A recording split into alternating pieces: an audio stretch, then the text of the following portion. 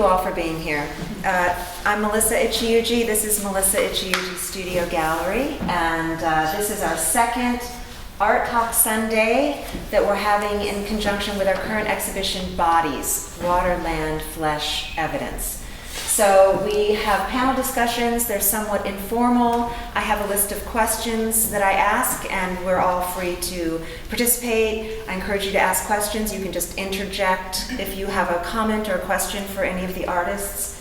I guess that's about it. So the reason I do these, or we do these, is to give the community, fellow artists, collectors an opportunity to get to know the artists a little bit better. They get to know themselves a little better. Being an artist can be somewhat isolating. In fact, it's somewhat required, I think, to do good work. However, it's always good to get out and mingle with your fellow artists, collectors, community. And so that's why we do these, and they've proven to be a good thing. All right, so with that, what I'm going to do is give you a brief bio of each artist here, just to give you a point of reference. So these will be very brief. So first, we have Keith Patterson. And Keith's work can be found, there's here, in the window, back wall, the big green. He does a lot of landscapes of the Shenandoah Valley. All right, so Keith Patterson is a self-taught painter from Danville, Virginia, whose artistic journey began at age 14.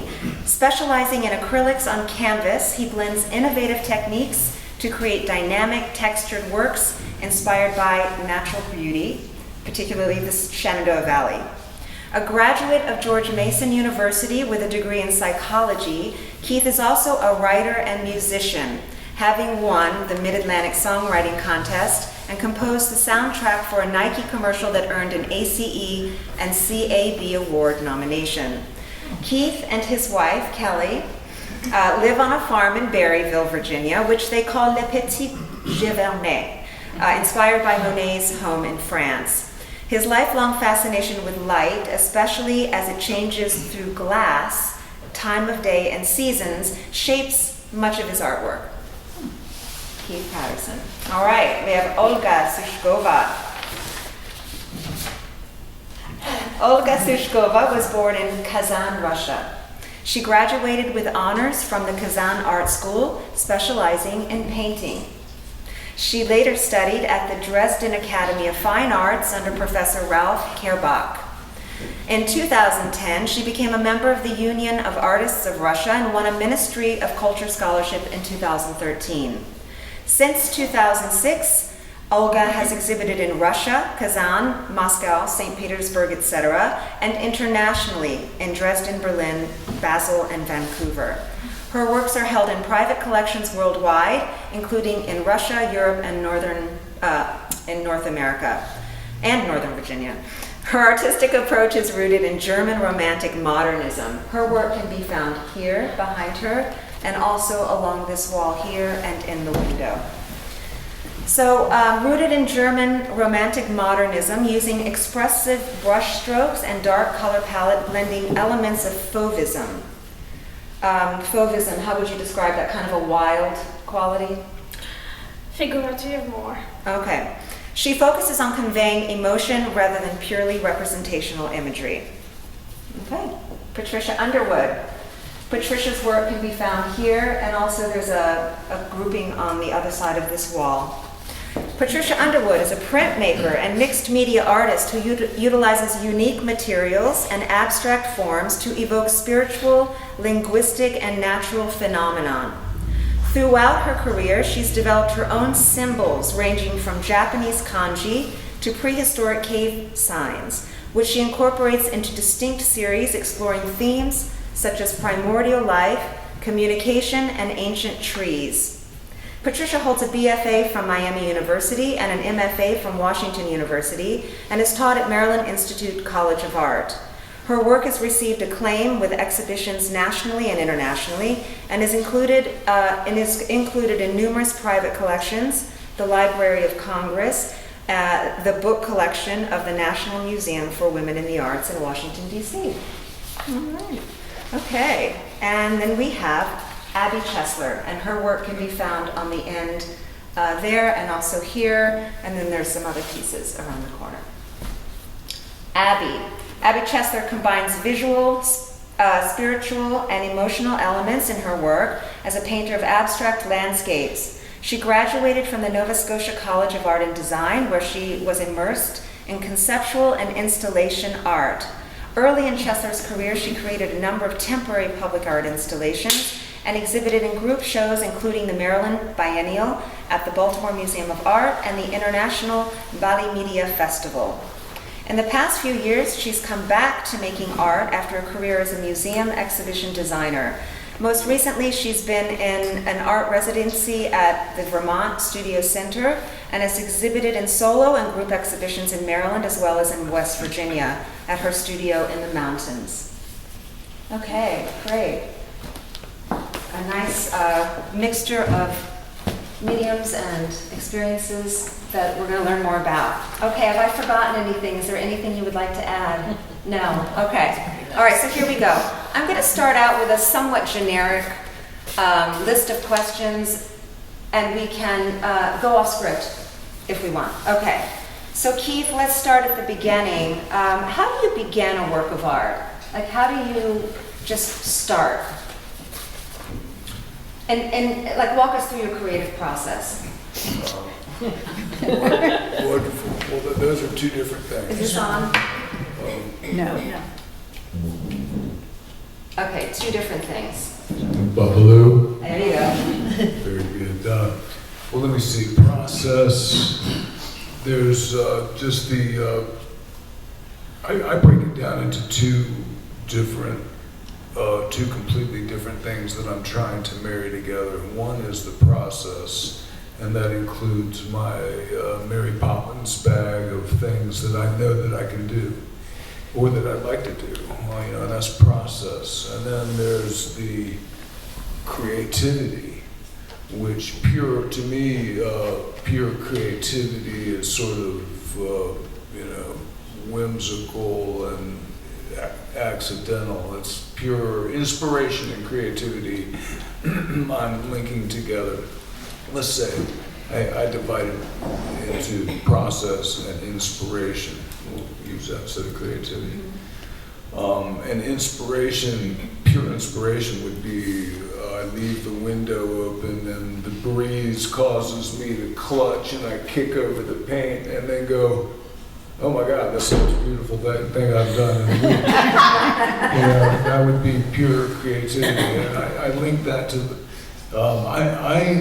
people say that I do abstract painting. I've only done one abstract, and that was my work table that I had in my studio for 5 years, and it actually had a pair of scissors that paint had been spilled on, and they were stuck. Did you frame that piece? I didn't, but a collector who owned several of my pieces came by. She does every year or so.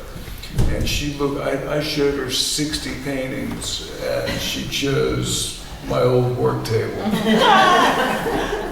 and she paid well for it. But that's really, in terms of theory, that's the only real abstract I've ever done. But you start with something sort of spontaneous. You don't look at a scene and sit down, and it's mostly from your imagination. It is mostly, and thank you for getting me back on track. But the process, what I do before I even know what I'm going to paint, is I stretch. I use raw canvas and I stretch it out on the floor, and then water it with my gardening watering pot. Get it good and wet, roll it out with a roller, and then decide some background colors to prime it with. And sometimes it might just be, all black or all white or all yellow. And that's the beginning, And then you just go with wherever it wants to go, basically. Yes, there's that. That's the creative part, the inspiration. Try to leave a little bit of that in there, but then you have to start making decisions, so. Okay. All right. We're going to revisit. You guys are going to share a mic, and you guys are going to share a mic. So, Olga, how do you begin? Just from the very beginning, how do you start a painting? Well, I'm a very visual person, as each artist is very visual too, and I just look around, I'm inspired by things around me. Like you can see on my paintings, I'm not abstract painter, I paint what I see around me. And I need some impulse to start.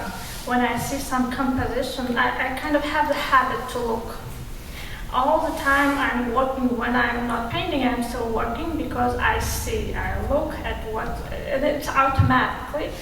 When I go outside, I look around and I kind of notice if I can paint this view or not. It's all the time the process in my head. And you can see the kind of city and town landscapes on my pictures, paintings. I just recently came from Massachusetts, and like at least two of them, or actually three at least two, is buildings of the town Lowell, Massachusetts, and it's all the real buildings, the real use. And what I just did, I just walked around and painted what I see, as I said. So, and how it happens, I see the combinations of lines, of colors, of shapes, and I combine them all just in my head automatically.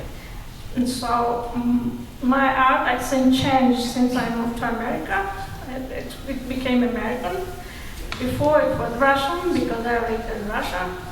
And that's why actually it's interesting to look on each of parts of my art life, but unfortunately it's not possible now, but it's interesting and I swear. So, and that's how basically I work. What else can I say? And yes, I need very good emotion for my start. It's not that I paint everything. I need to be touched what I see. Sometimes I take a picture and for remembering if I feel something, and I think that okay, I'm able to paint it. I take a picture for remembering and continue at home in my studio. Okay, thank you. I'm going to keep that for you too. Oh, Patricia, how do you begin? Turning it on. Well, it's interesting because listening to both of you talk about it, I'm reminded that, in my late 60s now, I'm very different than when I was beginning. And my stuff is very symbolic now. I started out really steeped in observation, the body landscape. And that there's a story of how I got to this, but how I start a piece, and it's fascinating listening because I think it's so different for everybody. I would describe the way I work. I've always worked in series, so when I have an idea about something, this particular piece with 4 behind it was from the 2016 election cycle called Rancor and Discord. Imagine that, and it's about conversations and communication batting into each other.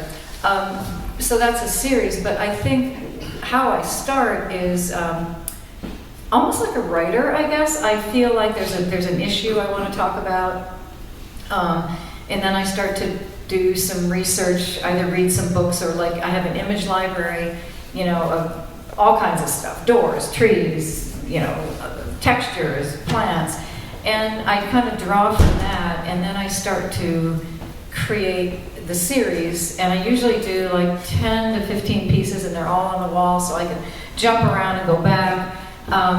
It really depends on the topic I'm doing, but that's how I start. I start with an idea of, like ancient trees. I've been thinking about this for 5 years, and I've been taking pictures of old trees, and so why don't I do something with that?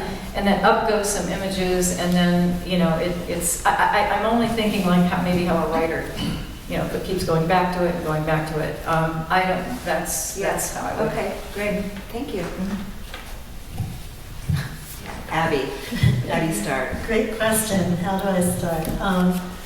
For me to start a painting, it always has to start with a spark, an inspiration, an emotion, like me reacting to something.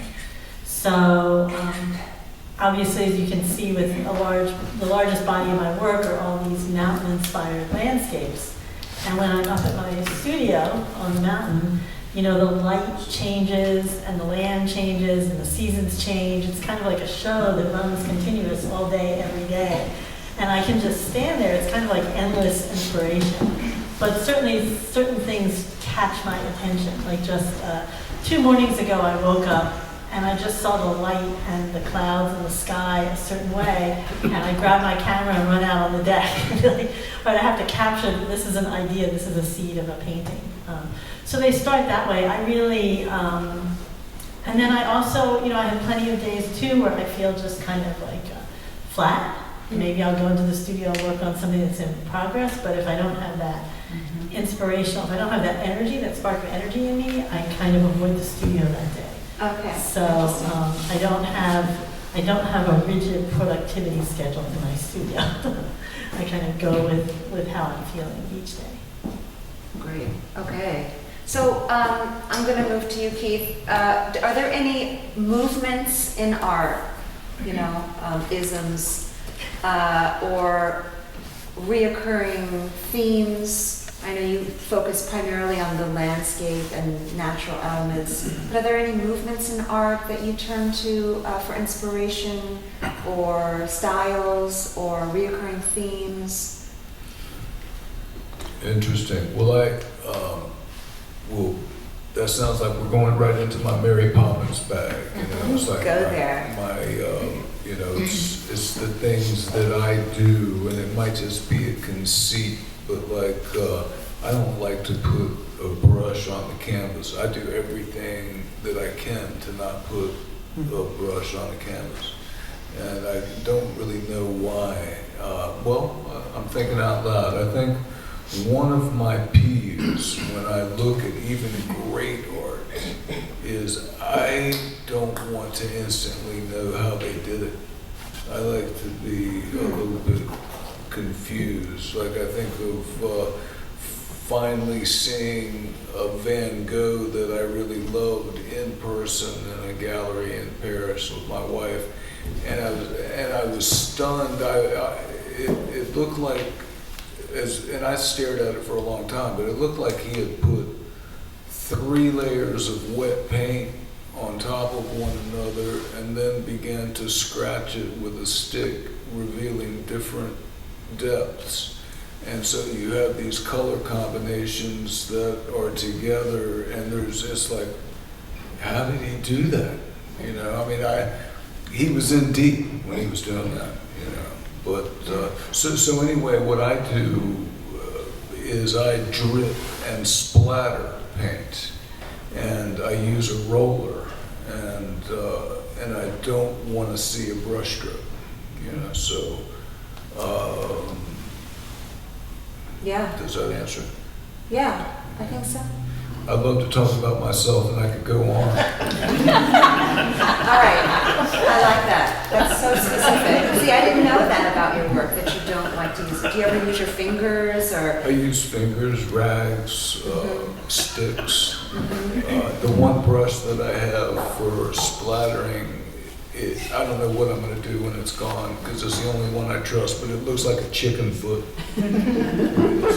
It's 10 years old and caked with matter. The best kind. Okay, thank you. How about you, Olga? You mentioned in your bio fauvism. Are there any other styles in art, or movements, or recurring themes? Well, actually, I was studied based on French Impressionism and Post-Impressionism. I think it's visible at some point. Also, I personally like the Middle Age kind of art, you know, Middle Age period of art time, like Botticelli, you know, Renaissance, and I'm inspired. I don't know actually when I last time looked at any particular artist, because I'm so selfish and focused on myself. I mean, I kind of learned some. When I was young, I looked so much. When I studied, I looked and looked and looked. We kind of collected the emotions and the experiences. And at some point, I started to kind of make the opposite, to reward this experience by myself, how I personally see now, how I personally feel now. And yes, and now I'm inspired by, again, I'm repeating myself, my own life and what's There's a around. lot of women in your works. Are they self-portraits or women from your imagination? Or people you know? Yeah, they are from my imagination, but it's self-portrait kind of in base, you know. Deep inside, it's for me because I look at myself. For example, when I need some model, when I need to look how to draw something, I look at myself in the mirror. And yes, I paint basically my own feelings. So yes, we can say that it's me in different kind of shapes and conditions, probably. And yes, what about movements in art? I say that I like French impressionists a lot, and I like light. I like to paint light as well. This painting is not very visible, but I have a series of painting with just painting light, sunlight, you know, with shadows and light and the combination of them. And that's why I like very easy and light and joyful art. That's why I like Kiss. Thank you. How about you, Patricia? Well, let's see. When I was younger, in undergrad especially, when I was still doing a lot of observational work from the body and the landscape, and I had great professors that exposed me to all kinds of stuff, I was really inspired by like Franz Klein, although he's abstract, Egon Schiele, and oddly enough, even though I was doing of the observational stuff, very much influenced by Aboriginal art and African art and prehistoric art. And I guess that was here, and then it seeped in. And then the stuff I'm doing now was inspired by studying Japanese in undergraduate school. I needed 5 hours to graduate, and why not take Japanese? Anyway, that hugely inspired me in terms of a system of communication that was beautiful, and you know. And so then beyond that, after grad school, I think people who really inspired me were like Joan Miro, very, very much so. I think who else? Well, that, and then that's when the Aboriginal stuff really came into play afterward. Symbols, you know. Symbols. Lots of symbols. Yeah, we take trips, and you know, my husband looks for good restaurants, and we did a trip one year to Europe where we went to 9 prehistoric caves. And we got to go in and look, and you know, so that does it for me. Anyway. And is that because of the reductive quality of them, or what is it about symbols? Yes, there's like that power to communicate reduced down to just a shape or two.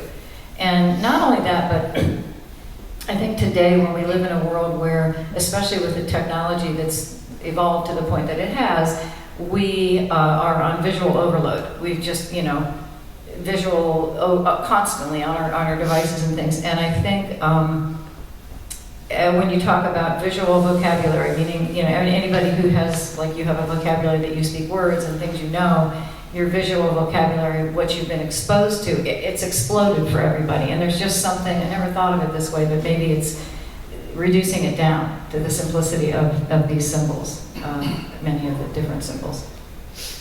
Okay, cool. Great.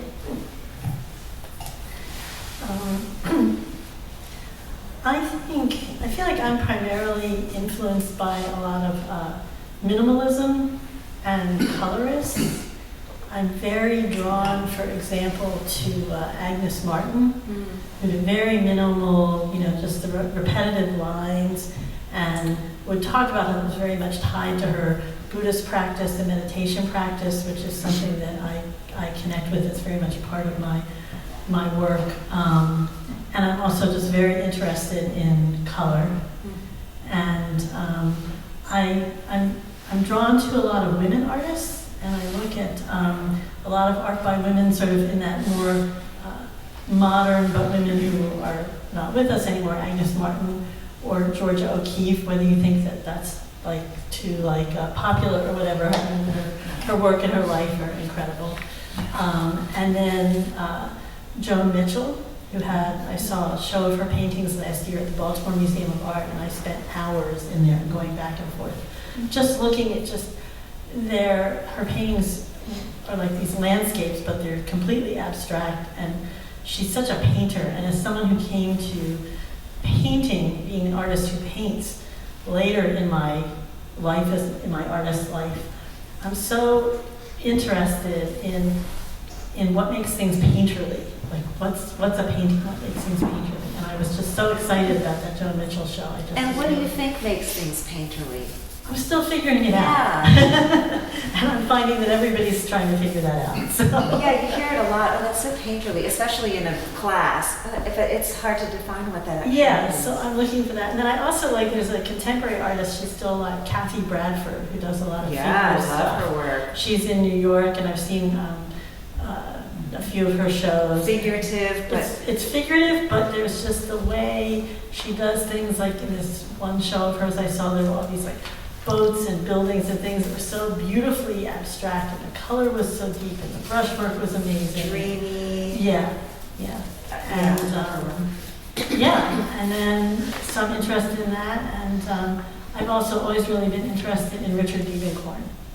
And I have this idea in my head when I started painting, especially when I started painting these sort of mountain-based landscapes, that maybe sometime in the future they're going to reduce enough that they're going to be Diebenkornish. That there'll just be a few things, and you'll it's like the Ocean Park series, like there's no ocean, but you know what it is, right? And you look at those. Yeah. So that's a little aspiration. It was secret until now. You heard it here first. So how do you stay inspired? What do you do if you feel you're in a bit of a slump or how do you keep your creativity alive? Wow. Well, several things went through my head as you asked that question. And I'm not sure if it's a good answer, but a few mornings ago, I had to do art things. I had to do them. I committed myself. I had a commission. Then the next day I needed to deliver art from here. And so I have art things to do. I have writer things that I'm doing right now, I'm working on 3 things. 2 of them I feel like I have to do. I was talking to you about this. One of them is writing a script so that we can do an artist talk early next year. And so I had things to do, so I picked up my guitar. And that's, it's the truth. And So you kind of immerse yourself in an activity that's not the thing you're supposed to be doing, and so you're kind of working on it in the back of your mind while you're doing something else. Right, and I think that's always been, those are the 3 things that have always occupied me, that besides trying to work for a living most of my life, it's art, writing, and music. And I've toggled between the 3, taking it very seriously, at different times. But my fail-safe is picking up the guitar.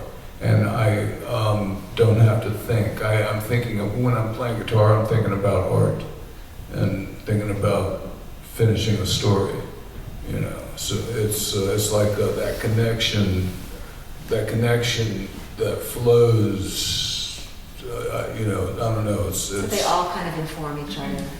Yes, and I'm sort of stuck. I've got the curse. I have to do all 3 of them. I've told this story many times, but when my wife Kelly and I got together 12 years ago, typical, I was turning a commercial space into my art gallery, and I was writing a novel, and I was playing a couple bands, and she said, dude, pick one thing and I'll back you up.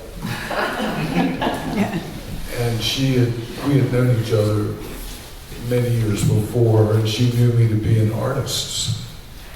And she said, I had to ask her, well, what should I do? What should I choose? And she said, I think you're closest to actually getting where you want to go in art. You're too old to be a rock star. And your writing is a little bit unhinged. So I'm an artist, so I've been an artist all my life, but I've really been giving it, a full ride here for the past 12 years. And I forgot what the question was. What do you do when you're in a slump? But I think you answered that question. He never is in a slump. Yeah. Yeah, never in a slump, yeah. He just pivots. I get that feeling. How about you, Olga? Do you feel always alive creatively? How do you get that spark going, keeping it alive? Well, I actually always have it.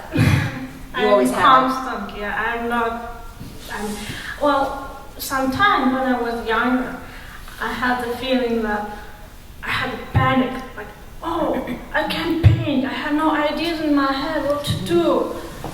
And then I noticed that I just need to wait a couple of days, and I will finally see something, and I will get the ideas.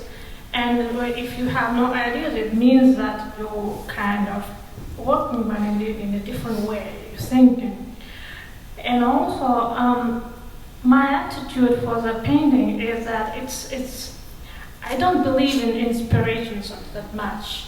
I call myself a craftsman, It is kind of it is a habit, it is a work. If you want it, you should be prepared and ready that it's a hard work. And you should work every day, and you are not excused that you don't have ideas, you don't have inspiration of sitting on the couch and not doing nothing because I'm not inspired. This is not an excuse.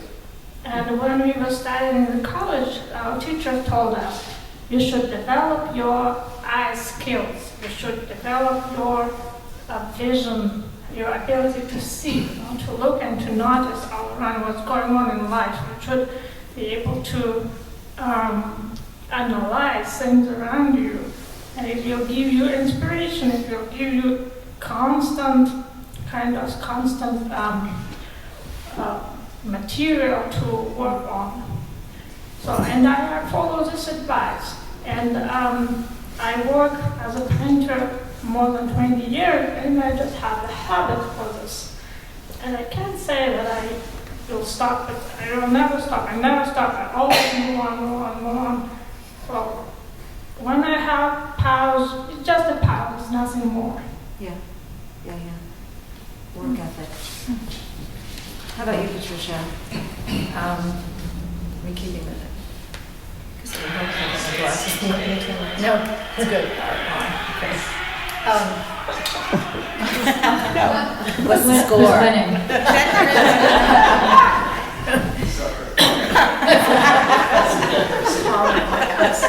So what's the score? Oh, it's 3-0. Washington? Who's playing? We gotta pick it up so he can. Who's playing? What sport? Interesting. Yeah, so, No, I never ever have nothing that I'm excited about working. Not the problem, but the reality is, life, keeps happening. And I think long ago, I used to tell my students this when I first, after I started teaching, that they'd, talking about this question, how do you keep going? And I said, your life is your art, so your relationships, my garden, I go into my studio every day. Even sometimes it's a drive-by just to look at what I've been doing, and if I'm not feeling it, I don't play guitar, but I'll do something else. But I like what you said as well, just revisiting what I've been doing visually, because sometimes it needs to sit there for a little bit. And I agree with both of you. I think that many artists, I think a lot of very artistic people, that's what you're doing when you're not in your studio working. You're actually processing stuff while you're walking around. Those thoughts are in the back of your head. I find that, I mean, I used to really, when I was younger, get really frustrated with this. Like, I've got to find a way to make it all work. And I've got to, go on this trip and visit the family, but then come back and stay up till 3 in the morning just to catch up. No. You find a way, and but it's always with you. You're always processing stuff. And I, as I got older, realized, like, oh no, you really do need to step away sometimes, because I don't know if any of you have done this, but when I've had the time and I've gone ahead and worked on work, and then I look at it 2 days later and I'm like, oh my God, what did I do? Cover that up. It probably would have been good to step aside from it. But no, I find that finding enough time, to always be in the studio it's a good challenge. It's good because I'm always, or I have that list of ideas that, it's like the pile of books next to your bed that you're going to read all of them, and then you somehow read the top one. Some of those just never make it. But anyway. Okay, great. How about you? Yeah, well, How do you stay inspired? how do I stay inspired? I think I kind of concur with everyone else. I mean, there's always some kind of, hum of interest and activity going on in my head. For me, what happens sometimes is I'll have a day where I'll have less energy to put behind something, or I'll walk in the studio and I can't decide, because I work on multiple paintings at a time, there's multiple things going on at a time in the studio. I'll walk in and I can't decide, what do I want to start on? Do I want to do this? Do I want to do that? And I'll just stop and take a walk. Go and do something else, which is kind of echoing what everyone else is saying, to try to come back to it fresh. And I have learned that for me, that it's a gift I can give myself to stop like that, to not put that pressure on myself that I have to have X amount done in the studio every day. Because for me, that's counterproductive. But it's hard to just stop and take those breaks because we're so programmed as a culture. We're just so programmed that you have to like do, produce, And as I've been embracing this era of my life, which started a few years ago, where I can commit to being a full-time artist, finding that schedule, giving myself a gift of some time and space, to me makes what I do when I am sitting there and I am in the zone of painting. I just feel like it makes, I'm much happier with the outcome when I give myself some space like that. I want to, my husband and I are watching this special on Leonardo da Vinci. I don't know if any of you had it. We've had to record it because it's on PBS, but it's astonishing the amount of work he got done. And of course, there were no distractions. Yeah. And so, of course, he was an extraordinary person, and his areas of interest were, endless. And which is why he also moved around from inventions to birds to people to. But about technology, just kind of segueing into your relationship with technology, do you struggle at all with distraction? Have you found a way to manage it? How do you use it in your work, in your business? Just speaking about technology and the subject of distractions, or as a tool. Yeah. Well, I probably echo a lot of people saying that I have a love-hate relationship with technology. So, one of the reasons that I picked up my art practice and I focus on painting now is I love the tactile nature of that. I love that it's like no tech. When I got into painting about 15 years ago, I was still doing my work in the museum realm, and I'm on the computer and I'm online all day, every day, and I'm like, I can't take this anymore. I have to do something physical, tactile.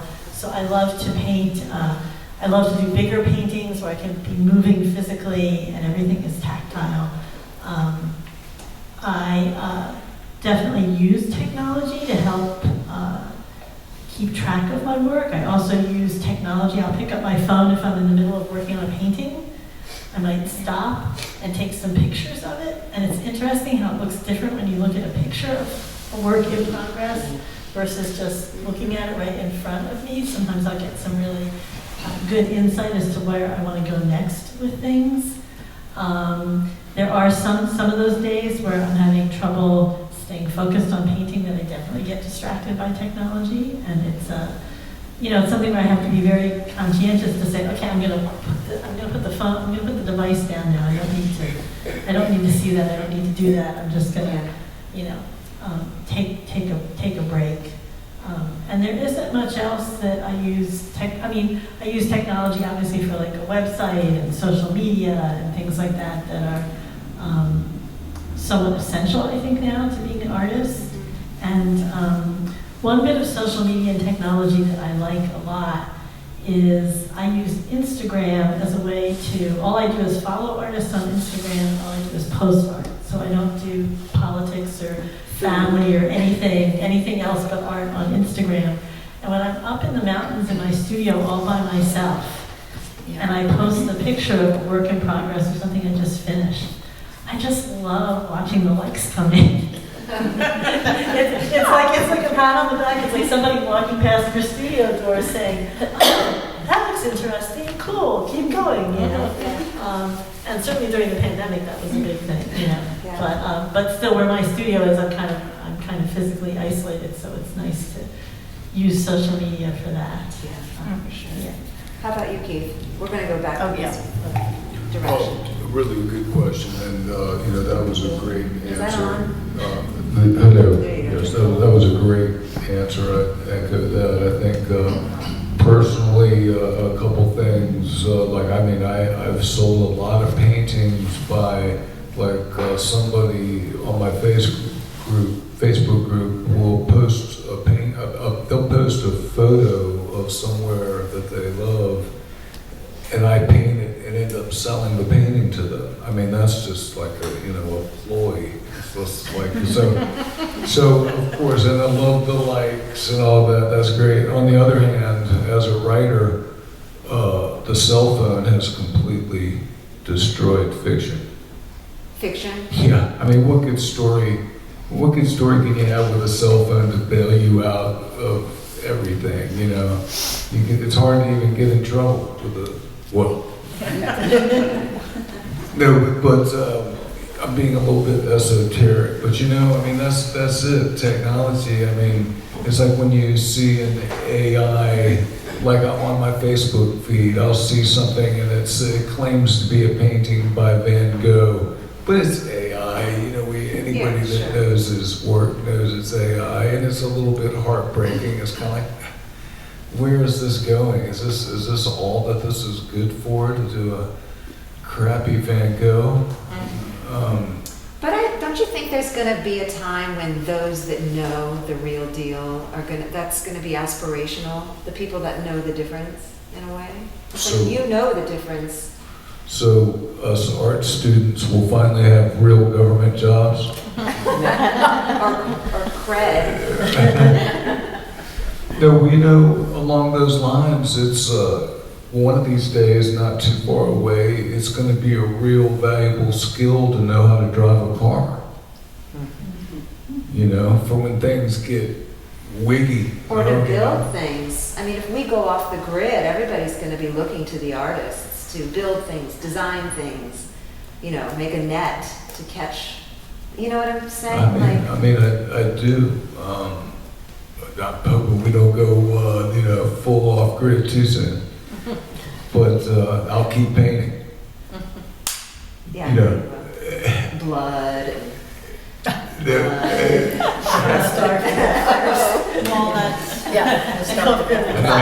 A nice solar array on the hillside. Yeah. Land art, earth art. Okay, technology. No, what were we talking about? Technology. Yeah. How do you feel about AI and imagery? Do you feel threatened by that? I'm conservative. I feel bad about AI.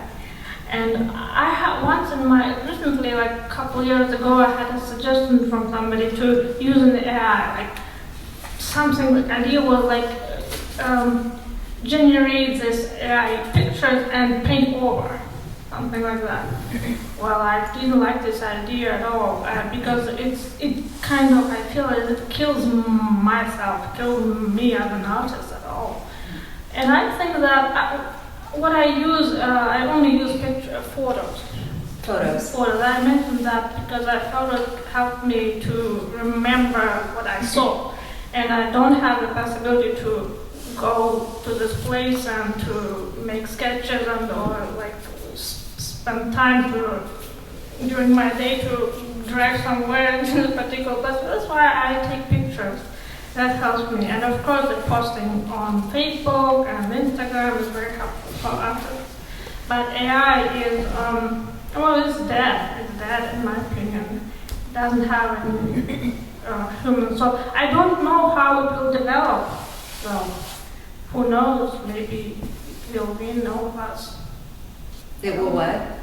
Win. Oh, I don't know. But I'm sure that it will not happen because the real physical, like handmade art will always be actual, right? Right. It always, and whatever will happen with AI, I mean, real art is it's always needed because it's life. It's opposite to AI, which is gas is artificial.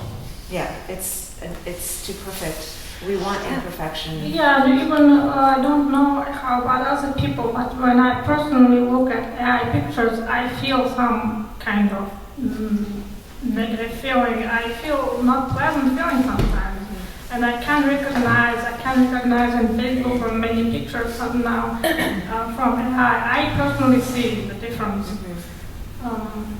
Not always, but often I see the difference and I immediately recognize that it is AI and I don't like it, kind of. Sometimes it's a very impressive picture, but still. Yeah. Artificial. Okay. Well, okay, starting with AI, what I'm thinking is how new it is, how young it is, and how I'm reminded of, my mother used to tell me this when I was probably 3. My great-grandmother, she was on the phone with her, and we were living in, I think we were living in Detroit at the time. My dad worked he was a purchasing director for Ford Motor Company, and this was 1958. And the grandmother was living in Georgia, great-grandmother, and Mom said that she was talking to the great-grandmother who adored my father, and asked how he was, and my mom described to her how he was at work, but he had gotten on a plane in Detroit, and he was going to Memphis, and then Atlanta, and he would be back at night in Detroit. This is all told to me. Mom said that great-grandmother just shut down. She could not comprehend that could even possibly be true. And I'm reminded of that because I feel like long after I'm gone, and probably all of us, that AI will become, we don't know. Just like my great-grandmother thought that this is not good and how it's not going to be good at all for human health. However, on the other hand, when I look at the human species, I'm kind of reminded of that quote that Churchill said during World War II, help me out, I can't remember, about the Americans will do everything else possible until they finally do the right thing. And I'm kind of thinking that humans, that's how we tend to do with we'll finally maybe figure it out if we're lucky, especially with climate change. But it's messy. So with AI, I mean, if you think of all the good things, the possibilities, the really good things that we could get from it, there's that. Yeah. Whether we will allow it, it'll duking it out, it'll be messy, it just will. Technology, as far as technology goes, I'm old school, I love to use my hands and make things. I use technology to archive my work, photograph it, and I have an image library I mentioned, I keep photos. I use a projector a lot of times rather than gridding something to blow it up.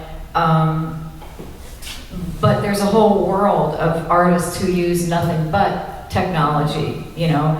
And to me, again, like AI in the beginning, because when I taught at MICA, they were just starting to use, this was in the late 90s, early 2000s, they were just starting to get into barely using a computer. And now it's exploded. There are artists that use nothing but computer-generated things, or animation, or in film. You know, there's the old school part of me that says, oh, this isn't good. But then there's the other part of me that just says, no, step back and you know, let's see where this goes. It doesn't, I don't run home and use it all in my studio, so it doesn't call to me, but it's you know, we can't take it back. It's evolution, so we got to see where it goes. For sure. Yeah. Okay. Oh, Speaking of low tech, on the heels of a banana taped to a wall selling for $6.5 Oh, yeah. Well, there you go. million, what role do you think art plays in society? I know that's a complex question, but like, Wow. like, you know, like what role would you like it to play in culture and society and our human experience? You didn't tell me there was going to be just nonstop great questions. Stop. You knew a banana. Okay, well, where my mind goes instantly is to Picasso's masterpiece, Guernica, which to me is like, you know, the greatest statement art of all time. But I'm not sure where I put it. About war. Right, it's about war, and it's got a lot of images of, if you're not familiar with Guernica, it was for the World Fair, maybe in Spain, I'm not exactly sure, but it's 30 feet long and 12 feet high, and depicts war with decapitations and blood and all this stuff, all in black and white, I think. I'm Basically. but it's just magnificent, but it's, you know, that's statement art, and I really admire that, and I want to accomplish that, but I like to sell art too, and I like to bring beauty into the world, and that's a different thing, is bringing beauty into the world as opposed to statement art in just a crazy, chaotic existence. You know, two different things. And I'd like to make some statement art, but I really I enjoy that people enjoy my art. And they do. I've had some success with bringing, again, I'm trying to do beautiful things. Okay, thank you. Olga. Well, I just repeated myself. I also like to provide the beauty of the world to remind people about the beauty of the world, of the nature. And yes, I see my role is in this small and simple things, like not making some extraordinary sticking banana on the wall stuff, but simple and routine things which surround everyone in the everyday life. That's what I'm doing to I want to remind people that we live in the beautiful world actually, and every day is a happy day, is happiness in every minute, and we need to notice it. Like we artists can notice it, we're able to notice it, and we can provide it. And my goal is to show it to people, like kind of a little bit pathetic, but No, to amplify the beauty. That makes sense. How about you, Patricia? What role do you think art in your world would play? in my world would play. Well, in your mind, like how do you feel art is relevant to culture and society? What role do you think it plays? I think just like the prehistoric art, I think people Yeah, you're good. have to be making images, obviously for very different reasons. But I think, like, if you're looking down on Earth and you're looking at the human species and you're going, we have bigger brains, we've invented all this stuff, we're very conceptual thinkers as opposed to all the other species on the planet, and so, meaning that we've exploded with all the reasons why we need to make this stuff. And at one end of the spectrum, people have been selling stuff to other people since we could stand upright. And people will always continue to do that, and for greater or lesser, I have a little cartoon that I found years ago, and it has a sidewalk like a storefront like this, and one billboard says, Fine Arts Gallery going out of business, coming soon, crap that sells. And that's life, that's it, that just is what it is. And so, and we're thrown into the whole mix, and you play one role or the other. I mean, we all probably know as artists, I know when I was younger, oh my God, I try, and you try to get yourself known, and you try to sell your work, and the art world is big and messy, and there are lots of players in it, different kinds of players. I'm getting off topic. What is the topic? What role do you think art?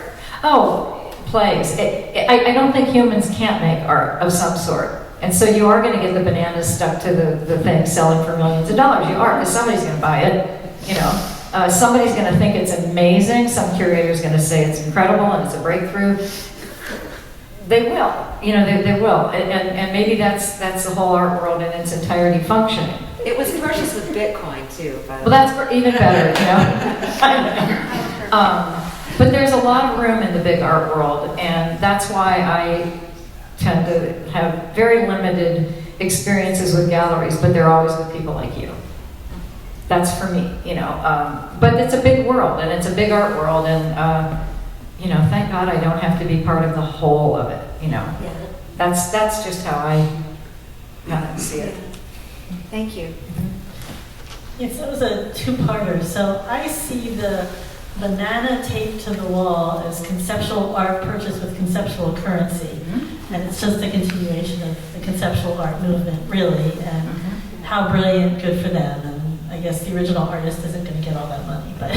But we're talking about art. I mean, that's Yeah. the thing, like, it makes news, and Right. whether you think it's ridiculous or not. Well, it makes people think. I mean, Yeah, it makes people think, and it sparks conversations, and that's the whole conceptual art movement was also about that. Like, what is this, like, coming off? And your average person now, it's in their orbit. Yeah, it's part of just that Consciousness. modern lexicon, Yeah. But for me, I think the role of art, and for me, it's hard to, it's better just to speak about my work, but I think that what I can offer as far as putting art out into the world is to hopefully help people remember how beautiful our world is and how important our world is and how important it is to just stop and take a look at it. And if someone looks at my work and it helps them just take a breath and calm down and smile and appreciate the world around them, then to me that's like mission accomplished, Thank you. If I may Go, what? comment on that same subject and get back to what Winston Churchill said when his government was trying to find money for the war effort. And they said, well, let's cut the money for the arts. And Churchill responded, well, if it's not for the arts, if it was not for the arts, then what are we fighting for? So that's just sort of that's how important it is. That's an Instagram quote. I just have one other thought, and I think when I said that our art making is intrinsic, right? When we were living in caves, we don't know exactly why, but there were these images, and even as centuries and things went on, people in tribes had fetishes and statues, and There were all kinds of reasons why they needed images of things, and I think that's never left us. So that now we've evolved, fast forward now, and we've got, it's vastly different. I still think there's a little part of that where it comforts, for all kinds of reasons. It can comfort, it can, on the spectrum, it can comfort, but it can also, on the other end, the people who love to trade in Bitcoin, it satisfies something else for them. It might not be the same as the visual comfort, but, and even, one of your questions you gave the artist to think about was art turning into a commodity. You know, where, and I don't know, that maybe varying thoughts on this, but I feel like once we got out of, you know, if we all lived in a canoe together or in a cave, we would really depend on each other a lot. And we would have much more similar meanings to things. The sticks would mean a lot because they were fire or that whatever. We don't have any of that now. We're much, much more independent, so we have the luxury of saying, this means something, this banana on, you know, or I could care less what it means. I want to be the only guy in the world that owns it, or whatever. We have the luxury of thinking that now. But I think that innate biological piece is still with us, about something about beauty or comfort or, you know, anyway, that's Yeah. Not being alone, mostly. Right, it's like a confirmation that I'm here, I'm better, I exist, and I'm not alone. Last question. What do you think one misconception about being an artist is? Or more?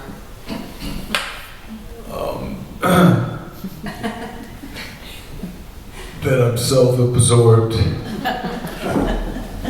No, I am self-absorbed. That's not a misconception. That we're lazy. No. I am lazy. That's not true. Well, I am when it comes to creating art, but like less so with cleaning the gutters. You know, so. And following that line of thought, I think that's what I really mean. It is a real luxury to have the time to create art as much as I want to, and a real luxury to have the means to upfront buy the materials necessary to create it. And there is a guilt. And I don't know, you may have as artist guilt. It's like, why? We all know it, there's a gazillion, everybody's creative. And everybody that is creative has done a masterpiece on yellow lined paper. You know, and it's a crying shame. I mean, and to have the ability to make real art is, you know, just a luxury and a privilege that should not be underestimated. All right. How about you? Misconception about artists or the life of an artist? I think that many people find the profession of artist romantic. You know, like artists are romantic people. They're free. They can create, and they can be free of creating, not doing anything else, not thinking about anything else. But actually, it is not true. It's first of all, it's hard work. It requires much skills. It requires many years of learning and studying. And also, it's not freedom at all. For me, it's, I always think that I'm so dependent on my art because I can't do anything else. I need to paint.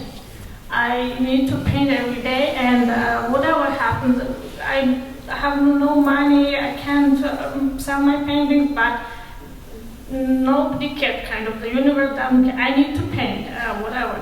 And also I need to carry all my materials with me. I need a place to put my easel in the studio, and some normal people, I call normal people, they can work with the computers, in the planes, in the trains, in the cars, wherever, in the cafe. I can. I need to carry all my studio with me. I need to carry all my already existed paintings with me because it's my children. I can't leave it wherever. I can't move so easily, you know. And it's always like, it's always with me. All this reality is always with me. And also I'm repeating that this situation when it's your passion and you can't do anything else, even if you sometimes want, like change your career, like I have no money, what should I do? No, you can't. You always will have no money or whatever, because you need to paint it. That's it. It's the most important thing in the world. That's what to be an artist, and it's not that romantic and as people sometimes think. That's my opinion. Thank you. How about you, Patricia?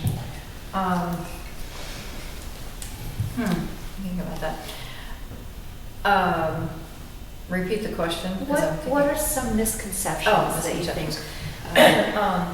Well, as an aside, I really think, I think humans are intrinsically creative. I think it has to do with survival. I think when you're, I don't know, I keep talking about caves, but you know, whatever. Think of all the times you have to get creative. And you could be an accountant or an engineer or whoever you are, you're trying to fix the lock on your door that just broke it. You have to, we all have to be creative.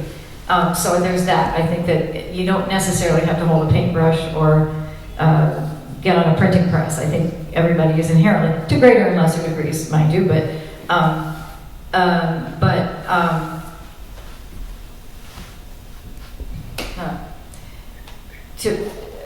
again, Misconceptions. So the misconception, this is just a little anecdote. So one year I was talking to a friend, she is a psychologist, was not my psychologist, but we were talking, and I said, you know what's really weird? I've always been like the ugly duckling in the family. You know, every artist usually is, like, you know, or at least nobody else in the family. My mother sang opera, but nobody was an artist, and so there she goes again, you know. And because I started out doing drawing from the landscape and the body through undergrad, and I got the college bought my work. Everybody's like, oh great, this is what they could relate to it. So then I get beyond and I start doing all this other stuff, and I told this friend, I said, you know what's really weird? I have given every member of my family pieces of my work, the stuff that's non-conventional. And when I go to visit, it's on the wall. And I said, but they're all, you know, they're not, they don't run in circles, you know, with avant-garde art.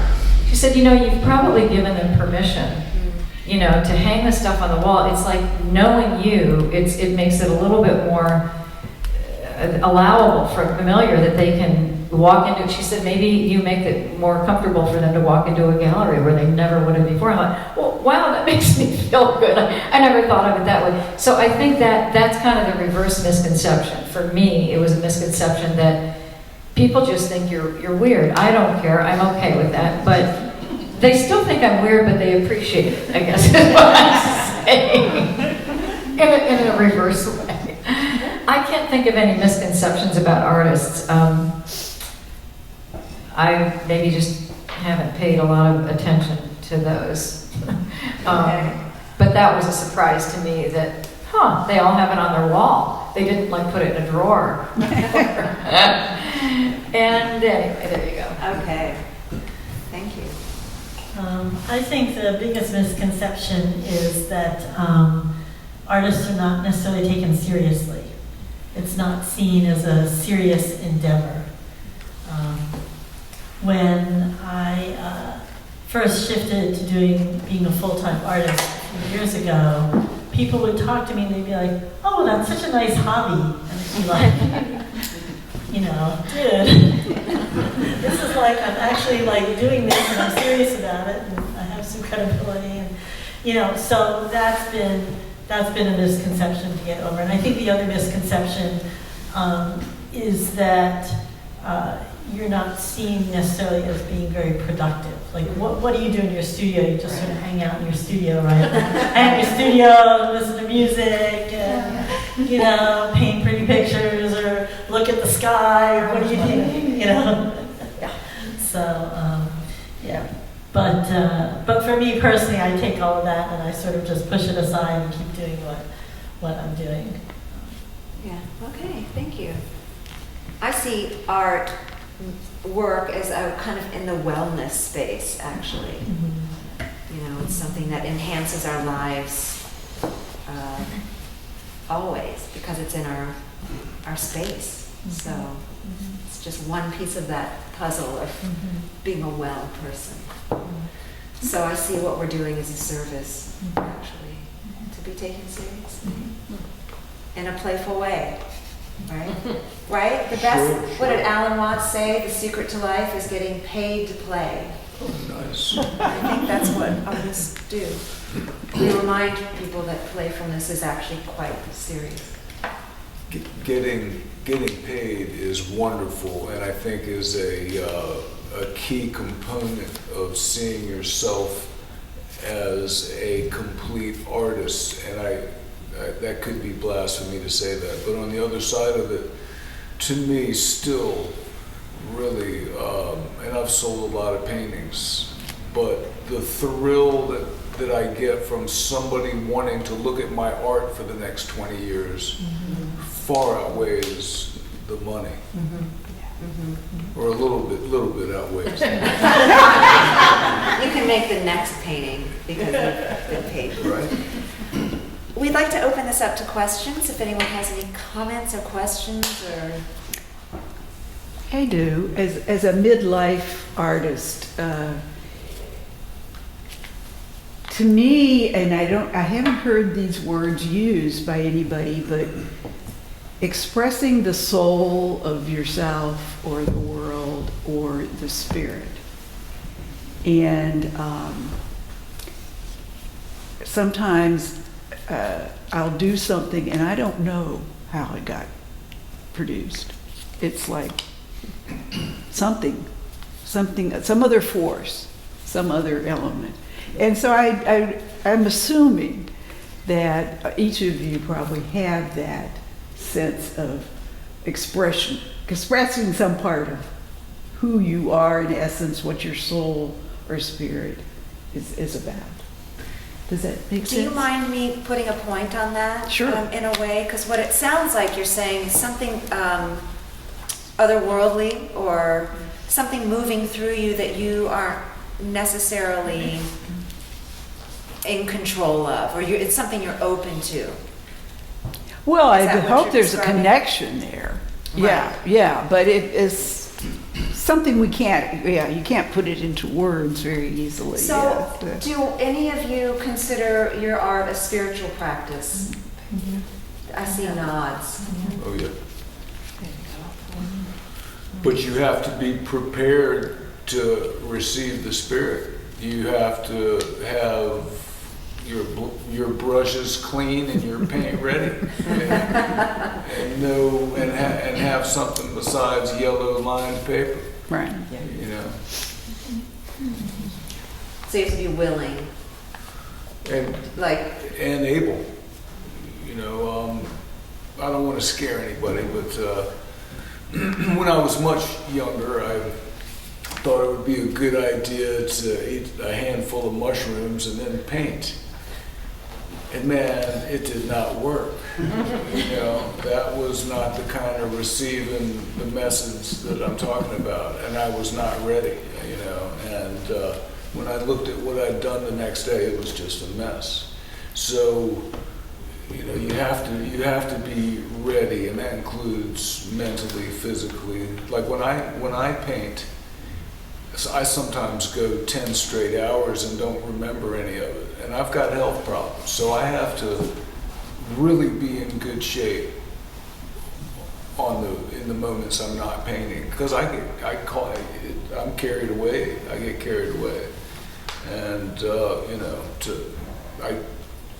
I'm not going to pull myself out until, I am lucky to be married to an understanding, wonderful person. She has to pull me out.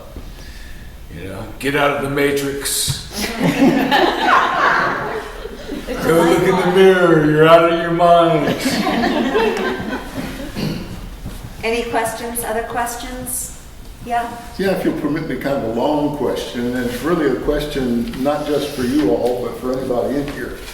But I wonder if there is any art that just reaches down and grabs your guts and pulls them out.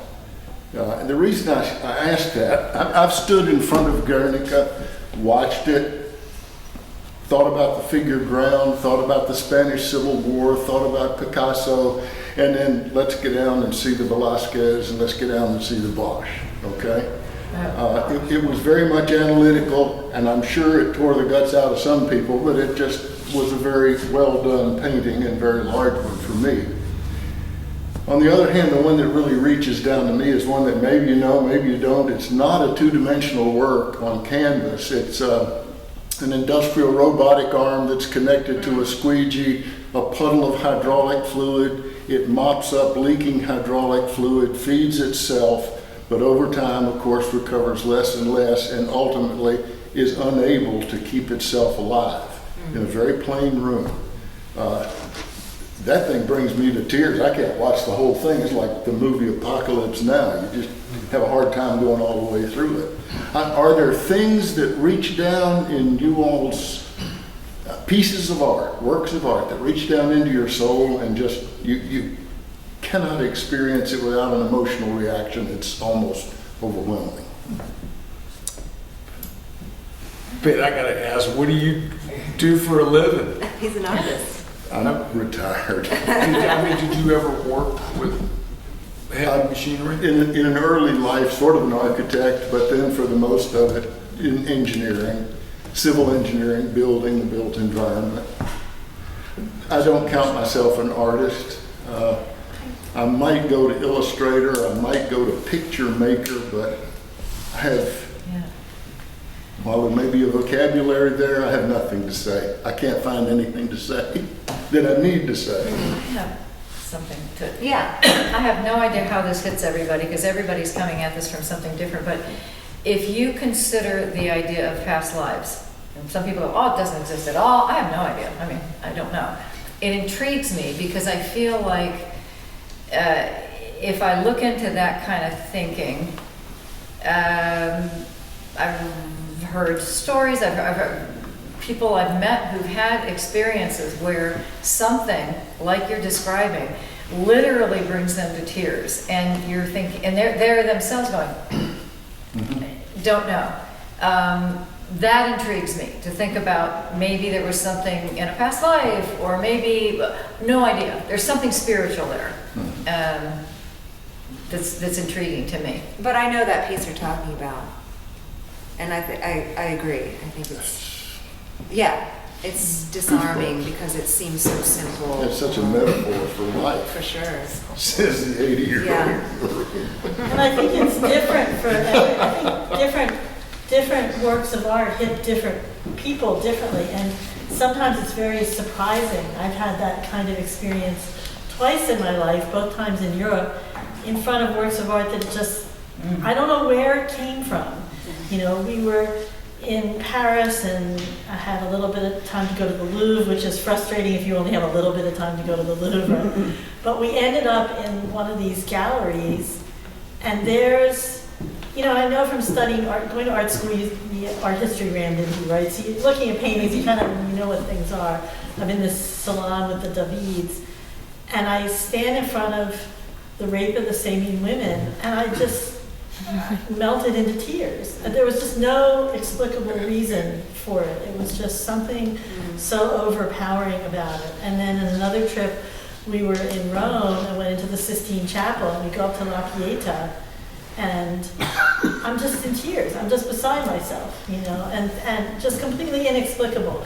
But I think being open to that, and it doesn't have to have a reason, right? Right. It just happens. And that wraps back, I think, to why art is important to us as it's part of being human, right? It's part of being human, and maybe having those reactions. Yeah. It seems to me, you know, hearing artists speak and all these lovely thoughts and ideas, is, art to me takes us back to something that is not the mental it is much more something that's innate in all animals, and it's something we all relate to, some more than others. And I think it's the artists who can't cut the tie with that sort of spiritual attachment that inspires the cave painter to say, hey, look what I did.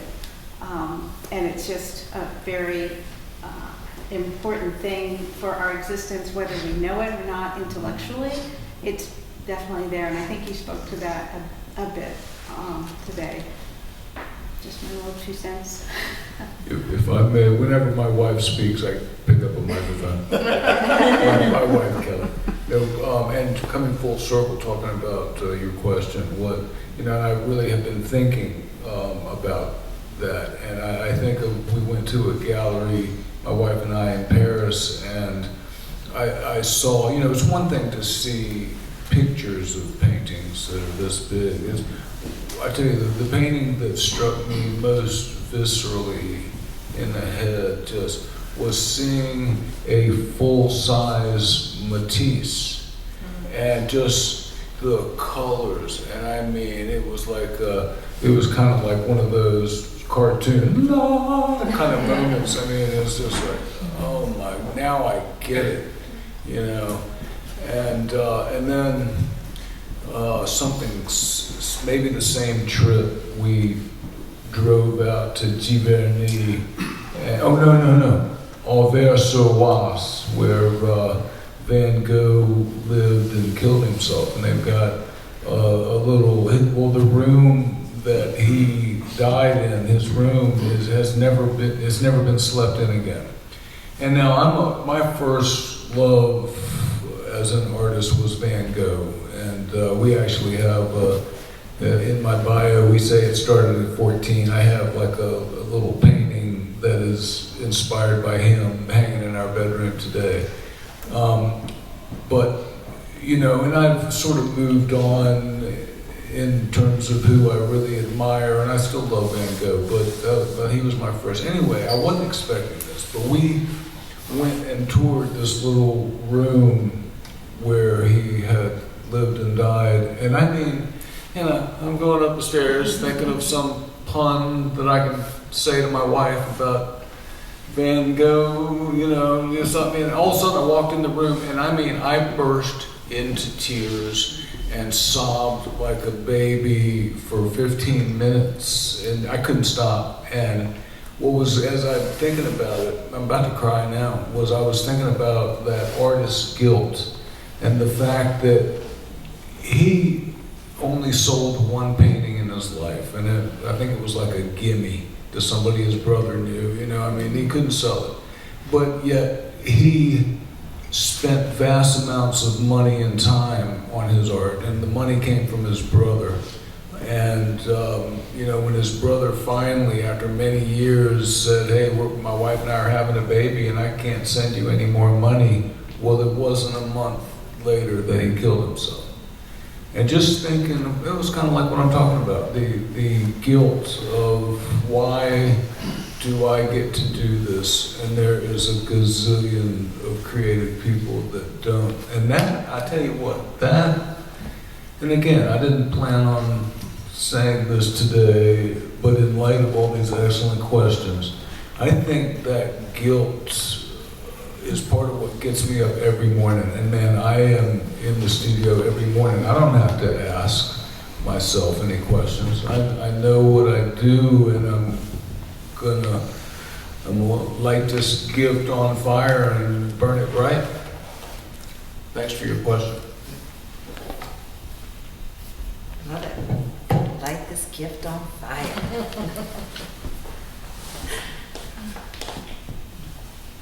Craig.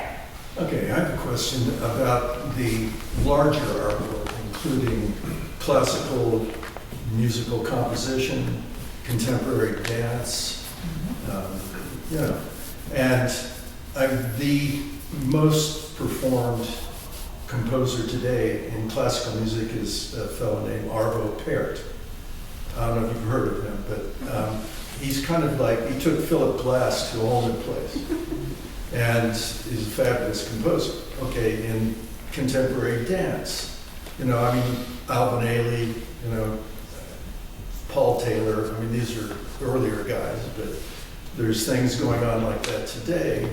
Now, my question is ultimately about technical training, technical virtuosity.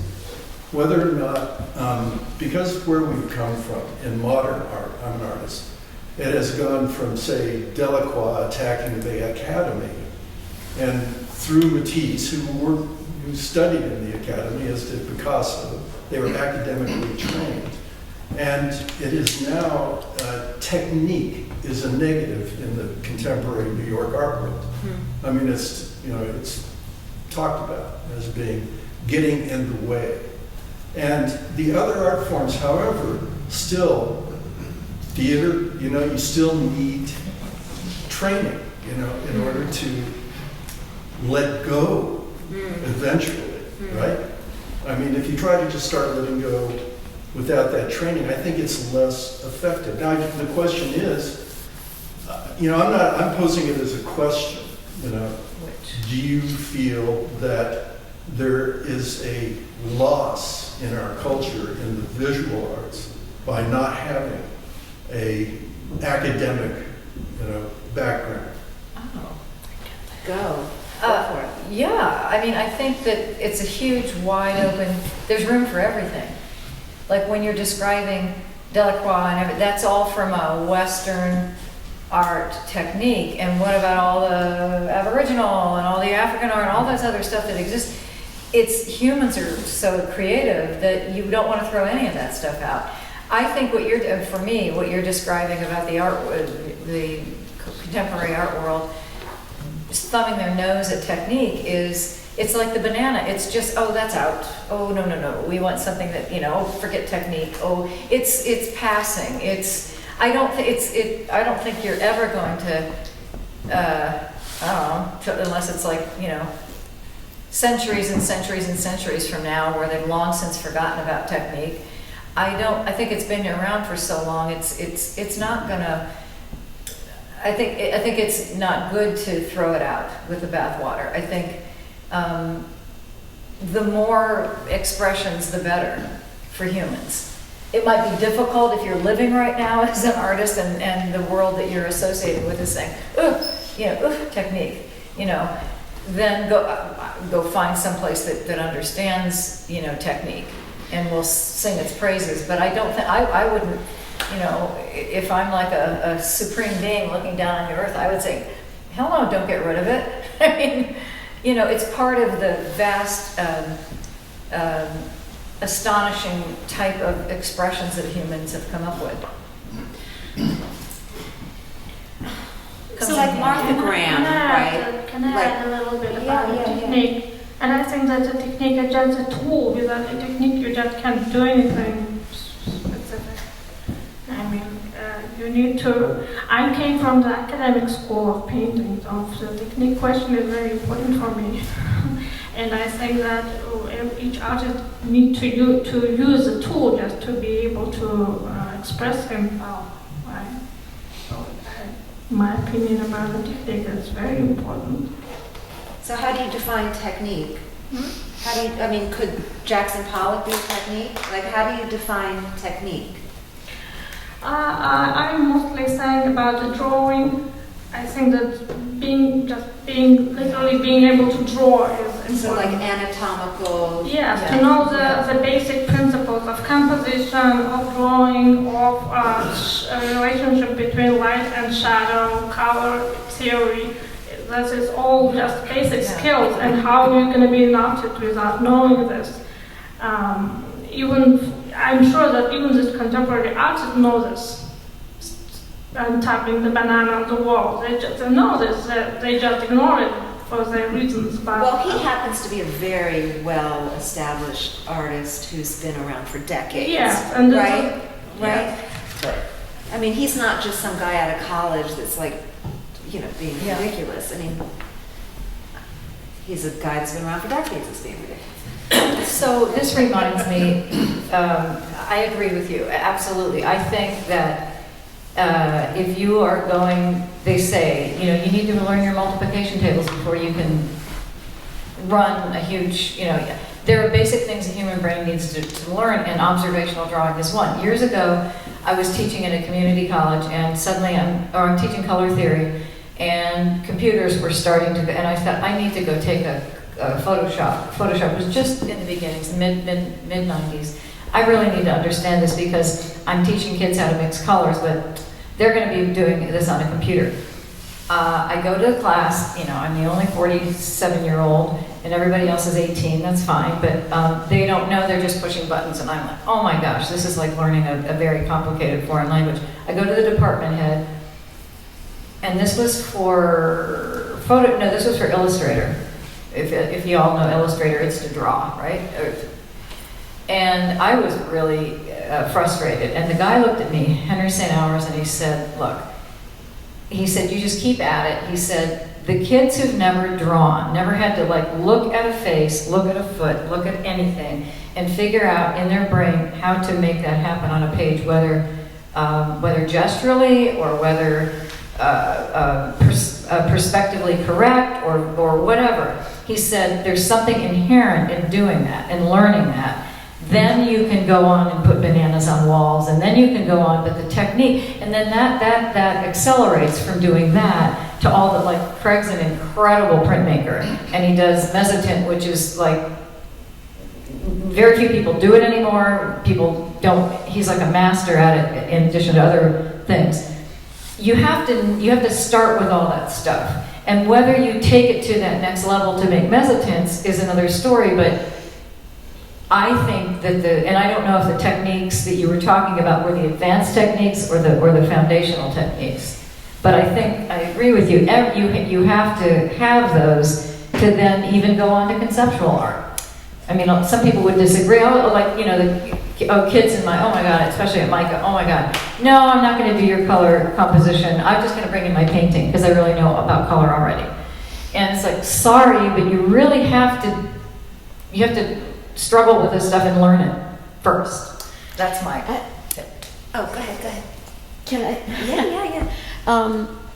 I'm very interested in this conversation because I graduated from Micah a century ago. And so I have that foundational experience, but it's nowhere connected to the work that I'm doing right now. Mm-hmm. And I'm finding that the lack of understanding the techniques, the technical skills in doing what I'm doing has been really challenging. I discard a great number of pieces, many more than I actually wind up with finished pieces. So I do think that, but it's that foundational body that I have that lets me keep moving forward and keep trying to complete these works that I'm trying to do. So the way this guy described it to me was, if you don't have that, if you didn't start by drawing and all the stuff, painting, but really seeing, looking, if you don't start with that, then when you go to get on these machines and all this other technology, you kind of have an empty bag. Right. And that's kind of how I feel with doing the clay work that I'm doing. It's like this large empty bag that I have to keep looking into. Or fill in with new skills. Well, I'm trying to. Hey, Anthony Servino, who is a professor of art. I'm gonna bother you. And was one of my sculpture teachers at the Corcoran College of Art. I would love to hear your thoughts about, because I have mixed feelings about technique and, is that important, isn't it? I mean, all that stuff. Is it all trap? I mean, it's an individual choice for sure. I mean, we live in a golden age of information. Yes. Skills are relatively easy to acquire. YouTube is an amazing place. Teachers are kind of a thing of the past, really. So I don't know if that helps. I as a teacher, there were times certainly I've sort of steered more towards idea building than technique. Post-COVID, students are super interested in learning technique again. So we go back. It's always about sort of trying to be on the edge of what they're experiencing and how they're expressing their world. And sometimes I think there's a history or a tradition of teaching a skill set that may be not so relevant. But So back in Leonardo da Vinci's day, to be able to render a human being pre-camera was Sure. valuable. yeah, sure. And now I'm looking at this documentary and I'm thinking, wow, extraordinary. And yet I know a bunch of artists that could make something, theoretically just as And there's plenty of beautiful. artists in the market doing that. That's the point. Right. So how much of this comes as teachers, or as what the student experience is and what student success looks like? How much of that do we link towards like career building and that validation of being paid for what you do? Maybe it doesn't point toward technique. So that becomes this more spiritual sort of decision people have to make about how they want to connect with art, whether that's with the history of art and that amazing legacy of makers, or whether it's about something more like the engineering problem, right? And as a sculptor, which is what I do, I'm always reverse engineering what I'm making, right? Because I have real material needs, I have a timetable I have to keep, and there's not as much room for those sort of process-oriented moments of inspiration that maybe frame a lot of that sort of history of art, the way we understand, or the way we want to experience art, the way that institutions package art to us, right? So, like public art collections, museums, places like that. So it's a big question. So for you personally, if you don't mind me asking, are you attracted to works that are like hard to make and technically really virtuoso, or an idea, or does it matter, or is it different? It's on the day. It's on the day. It's on the day. Yeah, I'm fickle. And I think YouTube is a good teacher, but I don't think you can replace the teacher. I mean, you can learn from what you see on YouTube, but you don't get any feedback when you're trying to... I sure hope you're right for another 10 years. Well, and I think that there's people have inherent skills and abilities. So you can have the same 2, 3, or 4 people learn the same set of skills and technique, whether it's in like a foundation drawing class or an engineering class or something. And maybe one of those people has the eye and the creative mental capacity to pull something together into art. I mean, the parallel for me, you mentioned in my bio, I was in the museum exhibition design field for a couple of decades, and I owned a firm, and I had to hire designers to come and work for us. And especially, and I'm old enough that we started like pre-CAD, ancient enough for that. But as we got into sort of CAD and all the computer tools and everything, people would come in to interview with me, and I would ask them to bring a pile of their just raw sketches, sketchbooks, like things that aren't pretty. Just bring me your thought process stuff. Because I would see this rendered computer something, but that didn't tell me anything about how they thought, how they viewed the world, how they really saw things and how they visually process things, because I needed people to work for us who could visually process and then visually communicate that back to a client, right? So and I think there's plenty of parallels to fine art. Like people would say, well, how do you figure out who to hire? I'd be like, some people just have an eye and a hand for it. Some people just have it, and most people don't, So that's not anything you can hang a measurable scale on, but it would be just something I would know. I mean, if you have students, you are. And it's all about context, right? Like, how do we judge the Venus of Willendorf, in terms of technique? Do you know what I mean? Like, it's all about the time in which it was made, who it was made by, Why it was made. why it was made. Would you all agree that the bar to entry into that community of artists has been lowered significantly in recent years? The amount that it takes to ante up in the poker game of art is much less now than it was historically. It's more about If I was a proximity, guy I that put the think. banana on the wall with the duct tape, I would be embarrassed that anybody put value on it, even though I might have had a 20-year career of, success in the art world. But I think Because the that's a reality conceptual is, statement. that a you made. chimpanzee with a piece of duct tape and a banana could reproduce that or produce that. But it's not about the object, right? It's about the critique of the system? Sure. Would Well, that be if it's the critique of the accurate? system, But out there's a series, it's a series. Well, he sold a bunch of them at Art Basel. if it's tongue in cheek and say, let's see how far I can pull it over on the public, you know, if it's another step in that progression, Right. maybe so, maybe it's done, I don't know. I don't It's know the work, I complex. just know the news of the last week. It does have us talking about it. What's that? I said it does have us talking about it. It does have us talking about The it. gentleman, excuse me. Yeah. The gentleman asked a question about music, and, you know, there are parallels between all the arts of, you know, the intellectual and then the anti-intellectual, and then to a lesser degree, I mean, you have to master the concept of impressionism before you can be a post-impressionist. You know, so there is, I mean, Miles Davis, I was thinking him for too. instance, Right. you know, Right. he had his technique down, you know. Baryshnikov, could he do Twilight art? You know, I mean, you gotta have that technique, you gotta have it. Are you familiar with Frank Zappa's Dangerous Kitchen? Yes. Okay, so Okay, well, you've got the greatest drummer in the world, one of them, Vinnie Colaiuto, playing anti-rhythm. But you have to be, No one rhythm you is have to first. be Vinnie Colaiuto before you can be that anti-rhythm in a song, yeah. you know? I just think technique can be useful, you know, in your range of expression. Having more tools can't be bad, and No, today it's absolutely. looked upon negatively.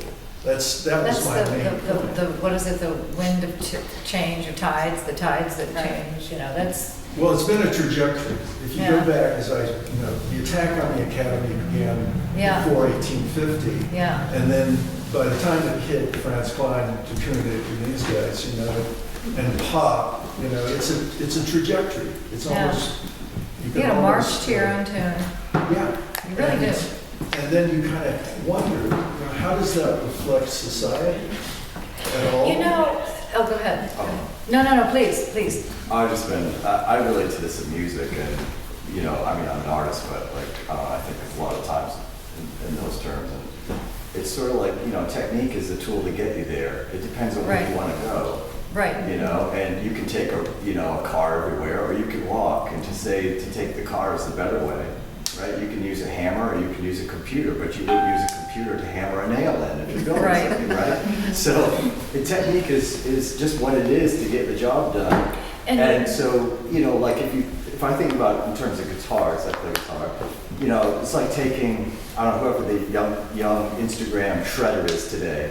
Who do you look up to? Like the guys from Polyphia. Who do you have to listen to play guitar? You have to listen to Steve Vai. There's no way you can play guitar without Steve Vai. If you ask Steve Vai to say, you have to listen to Eddie Van Halen. You have to. The people in Polyphia are like, Eddie Van Halen, I don't appreciate it, I like Steve Vai. Right? You go to Eddie Van Halen, you'd say, you have to listen to Eric Clapton. Right? Eric Clapton say you have to listen to B.B. King. B.B. King say you have to listen to Robert Johnson. Robert Johnson say you have to listen to the field modelers in slave days. You have to listen to the workhouse singing. You have to. They would say it goes back to Africa, right? Yeah. But someone playing, you know, Steve Vai's not thinking about Africa, right? Or he's not thinking about, right? So these things change with time, and it's frustrating to see people drop. You know, like I want everyone to know Robert Johnson, but I know, you know, I don't know what came before that. And someone which is probably was thinking about the same thing as me. You don't know your history, right? You certainly went out to music school, they said you don't know your history, right? So I just feel like the technique thing is based on where you want to go, and that changes over time, you know. And then there's like a rediscovery, right? So a young person now will It's look also back. this has to do with how you see the world. Like when I went to art school, it was all about how the Renaissance changed everything because people finally could see, right? And then teachers would say, "We're going to teach you how to see," right? Well, medieval art is some of my favorite, you know, stuff, and that they were seeing, and that's how they saw the world. That's why they didn't show 1 2-point perspective in the sense Right. that Renaissance artists did. They didn't Right. care about it because it's not part of the picture. So the Renaissance, if you look at it only through technique, the Renaissance artist was a vast improvement in art, but that's not true because they were different people with different thoughts about the world and had different technique to represent that. You know? Right. I mean, I can't look at a Bosch and say, oh no, Leonardo da Vinci's way better because he understood, you know, he understood perspective. It just didn't matter in that world. yeah, right. Yeah. And meanwhile in Egypt, everything's very flat and, yeah.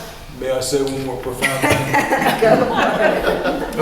Several years ago, my technique, which is I call working wet, I spread the raw canvas out, soak it with water, start painting, and I keep it wet, and I use a certain kind of paint because I'm a house painter and I know about the hierarchy of finishes, and I don't like to make a mess, so I got this thing going on. Well, I was working, I don't always work on the concrete floor, I work on different surfaces, you get a different finish. When I was working on the concrete floor, well, what started happening was when I pulled the painting up, the image on the floor would be gorgeous and have, that je ne sais quoi there, it's like, wow. So then, anyway, I began to sell my paintings on the reverse side because they were just more chaotic. It had more of what I was looking for. Absolutely no hint of a brushstroke or a drip or a splatter. It was just, what I was. And so I sold a lot of those paintings. In fact, I think, Kelly, you ran into somebody that had one hanging.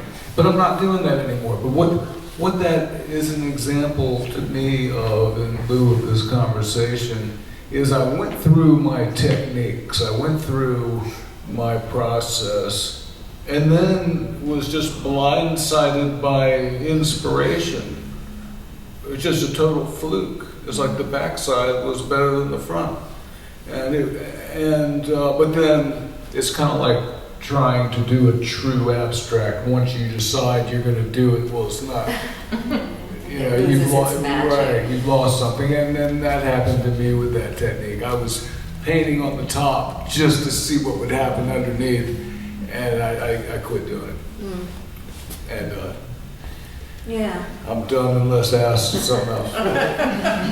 Anybody else have any questions, comments? No? Okay, well, we've said a lot. Thank you guys for coming. Thank you. Sorry we went over.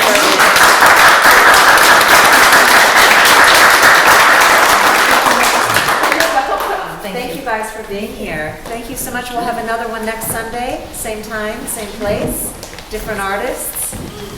Thank you for contributing. Thank you for asking questions and sharing your thoughts. Really.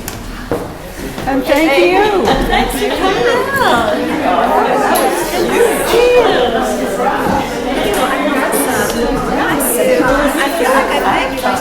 Brian and Michelle were very proud of you. Love your friends. They both do beautiful work.